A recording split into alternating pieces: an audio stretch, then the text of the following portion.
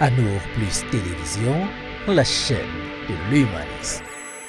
La rentrée scolaire 2025-2026 est effective depuis le lundi 8 septembre 2025. Nous avons baladé notre micro dans la cité économique. Premier constat, ce n'est pas la grande affluence dans les librairies. Les parents d'élèves se plaignent de la vie chère qui va de manière grandissante, ce qui influe dans l'éducation de leur progéniture. Les fournitures cette année, c'est là, mais ce qui manque maintenant, c'est de l'argent pour acheter. Donc on se bat comme ça, on croit que c'est dans 2 semaines, on va se battre. Mais en réalité, les rentrées, c'est toujours comme ça. Lorsqu'on n'a pas les moyens, on se bat toujours de la manière qu'on peut se battre. Contrairement aux années antérieures, on note une présence des manuels scolaires dans les librairies. Malheureusement, la bourse n'est pas au rendez-vous. Les parents tirent le diable par la queue. Il y a la hausse des prix des cahiers, des livres.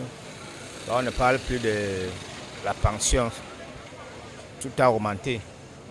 Ça devient un peu dur pour un citoyen lambda pour pouvoir inscrire ses enfants à l'école.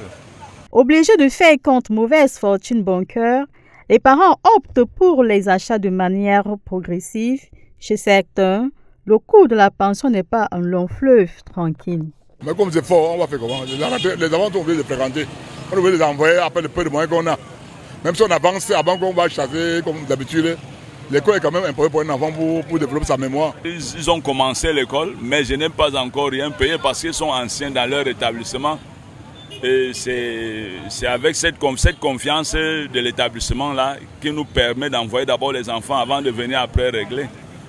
S'il fallait donner normalement de l'argent, beaucoup de parents, je ne suis pas le seul, beaucoup de parents sont dans la même situation que moi. Au final, cette rentrée scolaire 2025-2026 est marquée par la cherté de la vie et aussi par la panique dans les ménages liée à l'élection présidentielle du 12 octobre 2025.